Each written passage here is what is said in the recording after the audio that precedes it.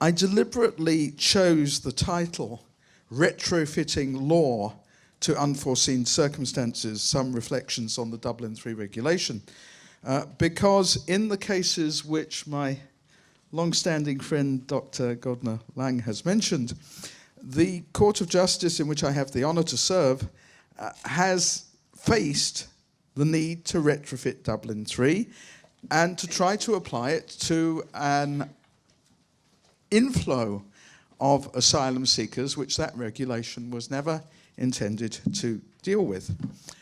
And I do confess to some degree of wry amusement at the title, that the court is now being accused of judicial passivism, because in my own member state I am very used to having to defend the court against the angry charge that it has been too judicially active.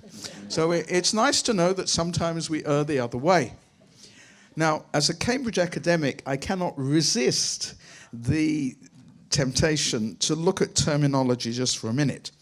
First of all, I agree that passivism, if I'm not too Irish here and betraying my origins, that passivism is an active choice. In other words, that if you choose to be passive, that is itself an active choice. It is a decision to be passive. It's not an accident, it's a decision to be passive. And almost to tease you, dear Iris, I want to ask you whether your definition is in 2 categories, or maybe it should be 3 categories. I agree with you about judicial passivism in its narrow sense. This is where the court simply chooses not to engage with the issue. It doesn't want to go there. And it manages not to go there by saying that it lacks jurisdiction, it lacks competence, and so it's not going to deal with the case. And really that's what the General Court did in case T19216 in the EU-Turkey statement case. It just doesn't want to go there.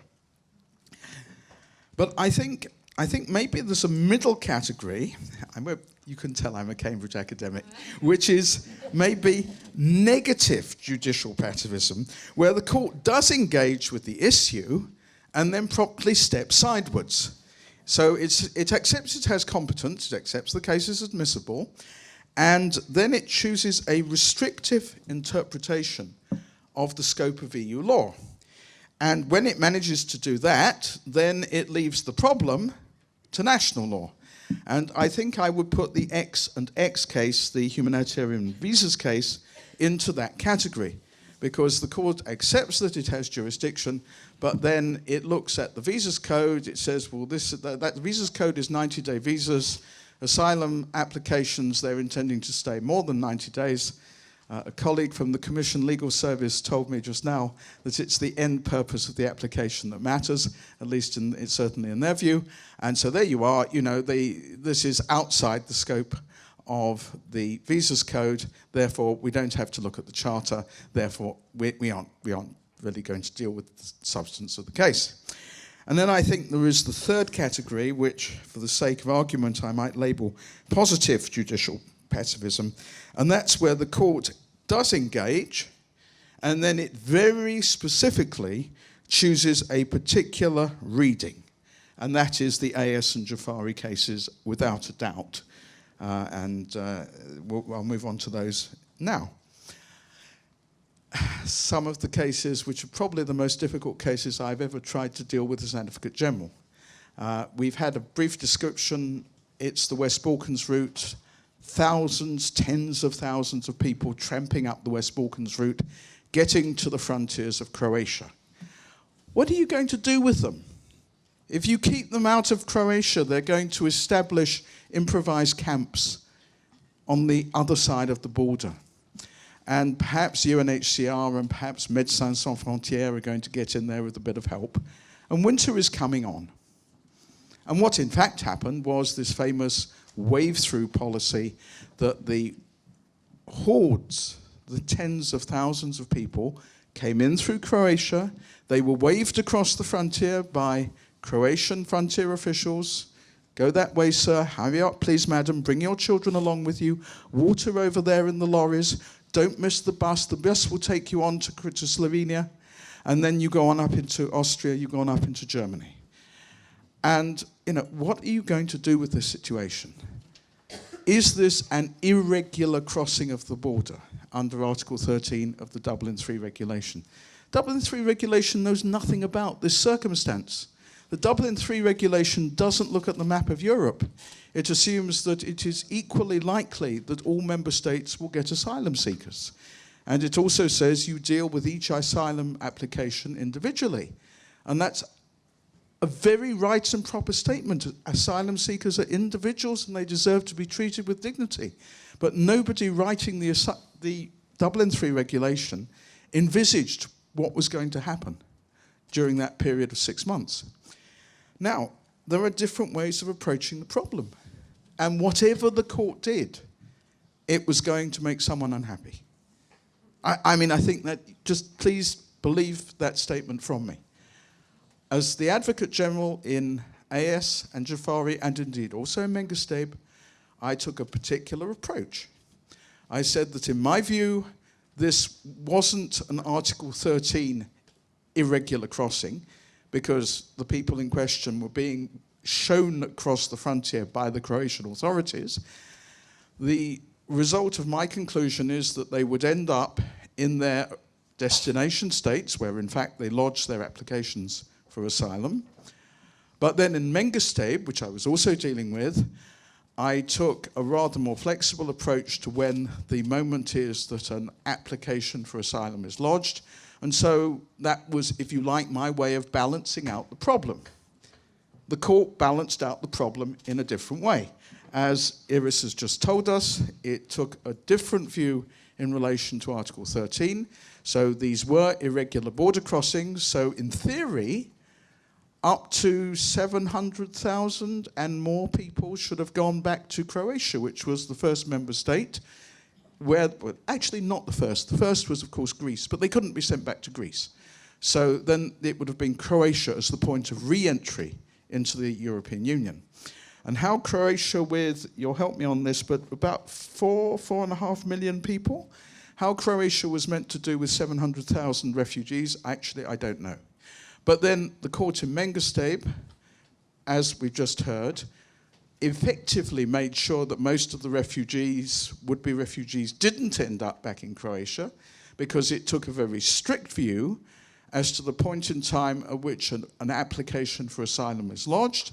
And so most of the would-be transferred requests would in fact be out of time, because the sheer time necessary to process and look at all the people who were applying for asylum, once you'd given them an initial document that enabled them to claim food, to have lodging, just that time had taken so long to process people that the member states were out of time for making transfers. And so, you get to a different balance. But I mean, the central point is, this is a situation where the court is dealing with a problem which, frankly, it is ill-equipped to deal with, where the legislation it is interpreting was never actually meant to deal with the circumstances there. And there are different ways of viewing those judgments. I had been intending to quote your blog, but you've saved me some valuable seconds here by dealing with it yourself in detail. That's the way of looking at it that says, what was the court doing here? And this is not, in fact, applying a sort of proper approach to interpretation. A different way of viewing it, and here I'm quoting from Neja Kogovšek-Šalaman on the rulings, one of the many helpful blogs that I was referred to before the conference. And the author there says, no, this was actually absolutely fine as some rulings in a situation where the asylum rules were widely disrespected and the future of the EU had become uncertain. I'm afraid this is where we get the reference to Brexit, but you can't help it, it's everywhere these days. Any pronouncement perceived as legal activism from the part of the CJEU would further undermine the principles at the core of the common European asylum system, with the suspension of the Schengen rules and the de facto halt of the Dublin III system during the mass influx. It was particularly important for the court to get the EU's act together and reaffirm its structures. It is likely that any kind of relativization of the system, considering the mass influx as an exceptional situation in which the EU's legal framework does not apply, would have further contributed to undermining the already malfunctioning asylum system in the EU, and so on. In other words, you can be unhappy with the result and you can be happy with the result, and that is, I'm afraid, all too likely to be the situation when the court does have to retrofit existing law to a situation that it wasn't designed to deal with. I think it would be fair to say that both the Advocate General and the court were, in a sense, sending the same message, though, to the EU legislator. We are trying to interpret a regulation that isn't, in fact, apt to deal with this situation. You, legislator, you have to act. It wouldn't be the first time in the history of EU law that the Advocate General has suggested that the court can try and fix the problem, and the court hasn't fixed it. My very much revered and respected and esteemed predecessor, Advocate General Jacobs, wrote a magisterial opinion in a case known to all the academics in this room, the UPA case, in which he explained that the rules on locus standi for getting in through the door to challenge an act of the European Union institutions were rubbish. He said they were much too restrictive, they denied access to justice, and the rules needed changing. Thus, Advocate General Jacobs. And as we know, the court refused to change the rules. They saw the arguments, but they said it's not for us, and they left it to the legislator. And indeed, it's a mark of Advocate General Jacobs' extraordinary ability that after the Convention, after the Constitution for Europe, when we get to the Lisbon Treaty, we find that those rules do get changed. So it's not the first time in the history of EU law that this situation has occurred. So, yes, there are proposals for reform. I'm not going to go into them in detail for very obvious reasons. There's the Commission proposal, Dublin 4. I think I'm going to shelter behind Professor Steve Pearce, who did describe it as a gruesome attempt to get a pig airborne. And then there's the Wilkström report of the European Parliament, which is heralded as a bold and pragmatic proposal. Where we'll actually end up, I have no idea, but I feel confident, whereas I make no predictions of any shape or kind about Brexit, I feel confident in making this prediction. EU legislative reform in this area of law will be required. That's the first half of the prediction.